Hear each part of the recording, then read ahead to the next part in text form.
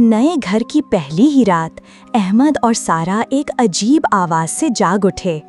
दरवाजे खुद ब खुद चरचराने लगे, बंद कमरों में बर्फीले झोंके दौड़ गए और दीवारों पर सियाह रेंगते साए नाचने लगे, हालांकि वहां कोई ना था। और फिर आवाजें शुरू हुईं।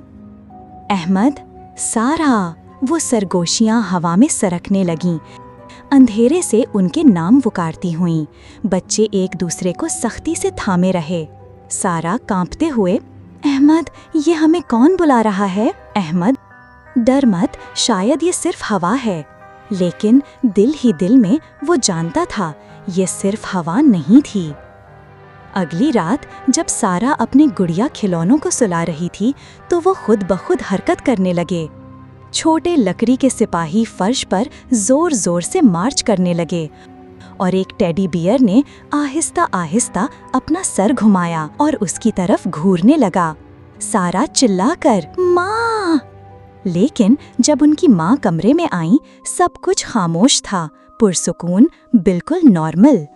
आधी रात को एक जोरदार धमाका हुआ जिससे सारा घर लरज उठा।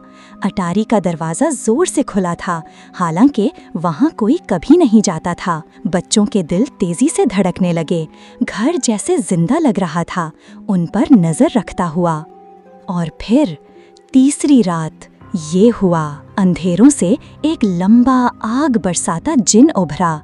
उसकी आवाज गरजी, कौन है जो मेरे पुराने ठिकाने में रहने की जुर्रत करता है? फौरन निकल जाओ, वरना मेरा कहर सहो। दीवारें लरजने लगीं, चिराग बुझ-बुझ कर जलने लगे और हवा आग की गर्मी से दहक उठी। सारा खौफ से चीख उठी। अहमद के घुटने कांपने लगे, मगर फिर उसे अपनी माँ की बात याद आई। खौफ तुम्हें घेर ले तो अल्लाह के कलिमात पढ़ो, उसकी हिफाजत सबसे ज्यादा ताकतवर है। आयतुल कुर्सी, फिर सूरत अल फलक और सूरत अन्नास। जिन गुस्से से दहाड़ा, शोले उसके गिर्द घूमने लगे, लेकिन जैसे जैसे बच्चों की आवाज़ें बुलंद होती गईं, आग बुझने लगी। उसका गुस्सा खामोशी में बदल गया। अहमद, हम तुम्हें नुकसान नहीं पहुंचाना चाहते। अल्लाह हमें अमन से रहने का हुक्म देता है। तुम किसी गैर आबाद ज़मीन पर जाकर सुकून से रहो। जिनकी आंखें झपकने लगीं, फिर झुक गईं। आखिरी बार धुएं की साई के साथ वो अंधेरों में गायब हो गया। घर पुरसुकून हो गया, ना सरगोशियाँ ना साए।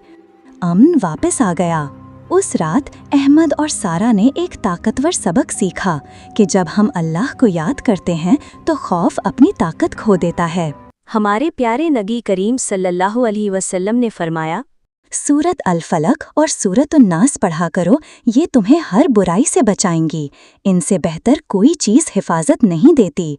तो बच्चों, जब भी अंधेरे, सरगोशियों या अनदेखे खौफ से डरो, सूरत अल फलक और सूरत अन्नास पढ़ो और अल्लाह पर भरोसा करो।